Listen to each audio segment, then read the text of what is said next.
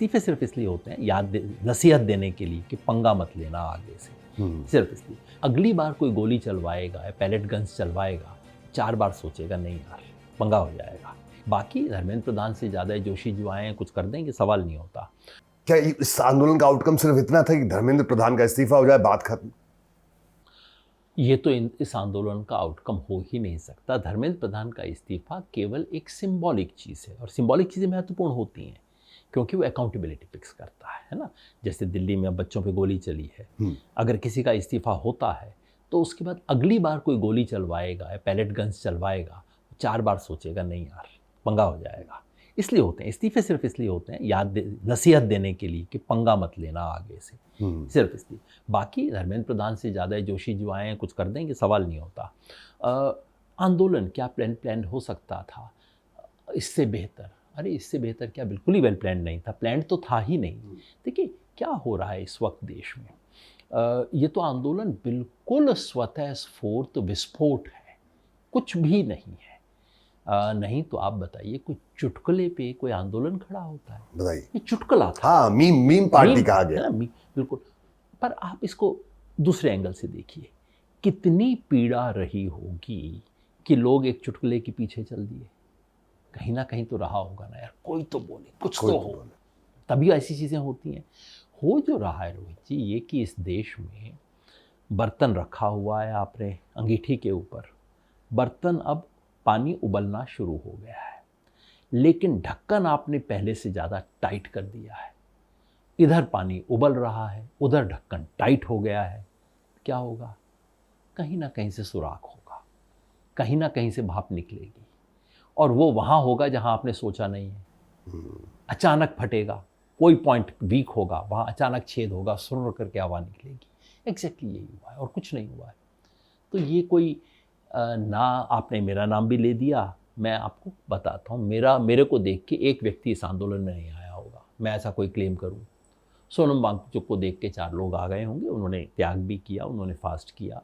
दीपके को देख, दीपके के चुटकुले पे 6 लोग और आ गए होंगे। लेकिन ये इससे नहीं आए हैं, ये अपने अंदर कुछ था उसे लेके आए हैं। बड़ा आंदोलन जब होता है तो लोगों के अंदर कुछ दर्द होता है, और कोई एक अवसर मिल जाता है, चलो यार चलो ये कर। एग्जैक्टली ये हुआ है। तो आप तो ज़्यादा प्लान छोड़ दीजिए, बिल्कुल भी प्लान्ड नहीं था। खुद दीपके हैरान थे, हर व्यक्ति हैरान। यार मैंने तो एक ट्वीट डाला, ट्वीट पे 1000-2000 लोगों ने रिपोस्ट कर दिया। मुझे लगा नहीं फिर तो सीरियस है, फिर मैंने उठा के एक वो बना दिया, लाखों लोग जुड़ने लग गए। हाँ, हमसे अपनी दीपके की बात हुई तो वो यही कह रहे थे। तो ये क्या दिखाता है? अब इसमें बैठे हुए दिल्ली में कुछ बहुत ज़्यादा समझदार लोग होते हैं तो वो इसमें षड्यंत्र ढूंढते हैं बहुत गहरे। कोई षड्यंत्र नहीं है भैया। पब्लिक को किसी चीज़ की ज़रूरत थी और पब्लिक ने पकड़ लिया। फिर एक आदमी ने पकड़ा तो पीछे वाले ने देख के कि अच्छा इसने पकड़ा, कुछ ठीक ही किया होगा, उसने भी पकड़ लिया। यही होता है, इसी तरह से आंदोलन बनते हैं। तो आंदोलन हुआ। अब इस आंदोलन की जो ऊर्जा निकली है, मैं तो आंदोलनों को ऊर्जा के रूप में देखता हूँ। दुर्भाग्यवश इस देश में एक ऐसा माहौल बन गया है कि आंदोलन को किसी बीमारी की तरह देखा जाता है, और वो बेचारे वो लोग देखते हैं जिन्होंने इस देश के आज़ादी के आंदोलन में हिस्सा नहीं लिया, उन बेचारों को बीमारी लगती है। मैं समझता हूँ उनका दुख, दिल का दर्द। जो देश के आज़ादी के आंदोलन के बाहर रहा होगा वो बेचारा आंदोलनों से तो डरेगा, है ना। तो लेकिन मैं आंदोलनों को ऊर्जा के रूप में देखता हूँ। बाढ़ है, बाढ़ से लोग डरते हैं, बिल्कुल सही बात है, डरने की चीज़ भी है, बाढ़ तोड़ती भी है, बिल्कुल। लेकिन वही बाढ़ उपजाऊ मिट्टी लेके आती है। बिहार के किसान से पूछिए, वो बाढ़ का इंतजार करता है, बिल्कुल, क्योंकि मिट्टी लाएगी, ऊर्जा लाएगी, नया जीवन लाती है। आंदोलन बिल्कुल ऐसे ही होते हैं, वो बाढ़ की तरह आते हैं, तोड़ते हैं, लेकिन ऊर्जा लेके आते हैं, नया पानी लेके आते हैं, नई मिट्टी लेके आते हैं। तो ये जिन नौजवानों को और नव युवतियों को मैंने सड़क पे देखा, तो ऊर्जा है इस देश की।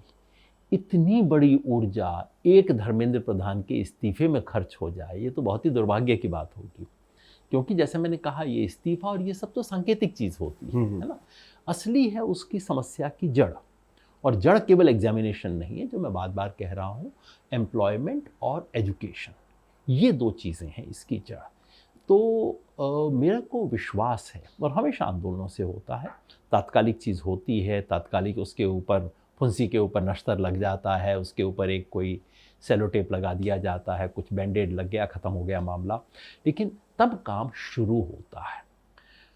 तो जो भी आपके दर्शक ये बात देख रहे हों, समझ रहे हों, उनसे मैं कहूँगा आपका काम तो अब शुरू हुआ है। असली आंदोलन तो अब शुरू हुआ है। अकाउंटेबिलिटी के बाद रिफॉर्म, अब व्यवस्था का रिफॉर्म करना